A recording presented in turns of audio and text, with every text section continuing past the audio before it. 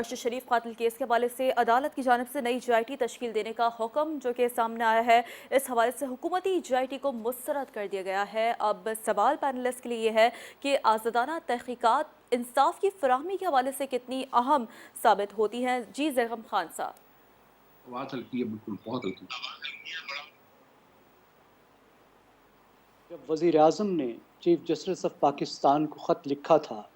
تو پھر انہوں نے سو موٹو کس طرح لیا؟ جی سو موٹو کا مطلب تو یہ ہوتا ہے کہ از خود نوٹس لیا جائے،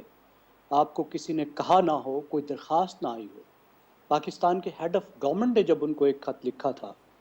تو اس پر کارروائی کرتے ہوئے انہوں نے بات آگے کیوں نہیں بڑھائی اور از خود کارروائی کیوں نہیں گئی؟ اس پر کوئی ماہر قانون روشنی ڈال سکتا ہے۔ اب جو پرانی فیکٹ فائنڈنگ کمیٹی تھی جس نے ایک کام کمپلیٹ کر دیا، 592 صفحے کی ایک رپورٹ حکومت کو حوالے کر دی اور سپریم کورٹ کو بھی حوالے کی، میری رائے میں انہوں نے بہت زبردست کام کیا۔ ان آفیسرز نے، جس میں ایک ایف آئی اے کے افسر تھے، ایک آئی بی کے افسر تھے، اطہر وحید ایف آئی اے سے تھے، عمر شاہد حامد آئی بی سے تھے، اور انہوں نے بڑی جرأت مندانہ رپورٹ لکھی ہے۔ جتنی ایک حصے ابھی پڑھے ہیں کیونکہ بہت بڑی رپورٹ ہے، اس کو پڑھنے میں ٹائم لگے گا، اور انہوں نے یہ کہہ دیا، یہ نتیجہ اخذ کیا کہ یہ قتل عمد تھا، کسی طور پر بھی حادثہ نہیں تھا، اور اس کے جو تانے بانے ہیں وہ بین الاقوامی سطح پہ ملتے ہیں، اور کم از کم کینیا کی جو انٹیلیجنس ایجنسی ہے وہ اس میں مشکوک ہے، اگر واضح طور پر ملوث نہیں، وہ تقریباً وہاں تک بات جاتی ہے ملوث ہونے تک۔ اب جہاں تک کچھ معزز ججوں نے کہا کہ اس میں یہ کیوں نہیں ہے، وہ کیوں نہیں ہے، دیکھیے اس فیکٹ فائنڈنگ مشن نے ایک دوسرے ملک میں،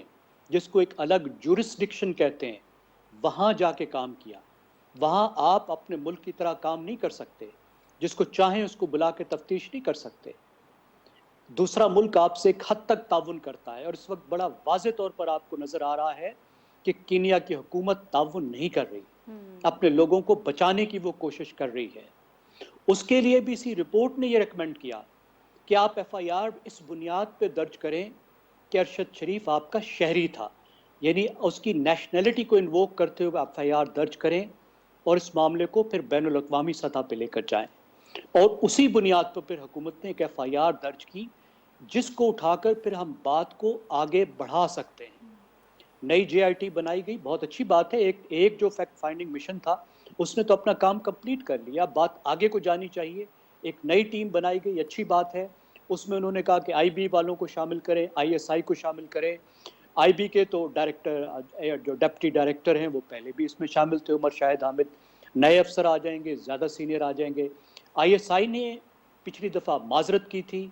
کیونکہ عمران خان کی طرف سے، پی ٹی آئی کی طرف سے پاکستان کے اداروں پر براہ راست الزامات لگائے جا رہے تھے۔ اب دیکھنا ہوگا کہ پی ٹی آئی اس بات پہ کیسے ریئیکٹ کرتی ہے جب پاکستان کی سپریم کورٹ نے خود یہ کہا ہے کہ آئی ایس آئی کو شامل ہونا چاہیے، اور اچھی بات ہے، پاکستان کی وہ ایک پرائم انٹیلیجنس ایجنسی ہے، اگر وہ بھی، لیکن اب دیکھیں مشکلات ختم نہیں ہوں گی۔ مشکل وہی ہے کہ یہ ایک دوسرے ملک میں ہوئی ہے واردات، بالکل، اور دوسرا ملک آپ کے ساتھ تعاون نہیں کر رہا۔ اس کا صرف ایک ہی طریقہ ہے، وہ طریقہ جو ڈینیل پرل کیس میں امریکہ نے ہمارے ساتھ کیا، کہ جس طرح وہ آ کے ہمارے سر پہ سوار ہو گیا، آپ جا کر کینیا کے سر پہ سوار ہوں، اور خود سوار نہیں ہوں، بین الاقوامی آپ اداروں کو بھی لے کر وہاں جائیں، بین الاقوامی civil society NGOs کو بھی ان کے سر پہ سوار کریں، بین الاقوامی ساختی اداروں کو بھی ان کے سر پہ سوار کریں، جتنا دباؤ آپ کینیا پہ ڈال سکتے ہیں ان پہ ڈالیں۔ یہ کام انہی کے تفتیشی ادارے کر سکتے ہیں، انہی کا نظام انصاف ہی ارشد شریف کو انصاف دلوا سکتا ہے۔ بالکل ایسا ہی ہے۔